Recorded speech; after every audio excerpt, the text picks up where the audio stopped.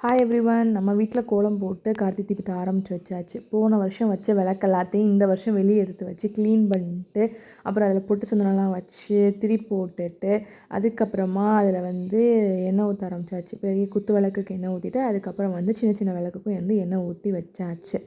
அதுக்கப்புறமா வீட்டில் விளக்கேற்றி, அப்புறம் சாம்பிராணி, சூடம், பத்தி எல்லாமே காட்டினோம்.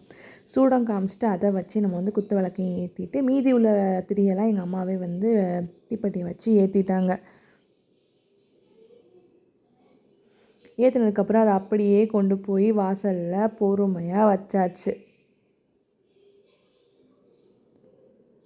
அதுக்கப்புறம் பார்த்தா இந்த வீராவோட சேட்டை தாங்க முடியல. நெருப்புக்கிட்ட உட்காந்துட்டு இருந்தான். பார்த்தா விளக்குக்கு காவலுக்கு வேற உட்காந்துட்டாப்புல. விளக்கு வச்சு நம்ம வீடு இப்படி தான் இருந்துச்சு.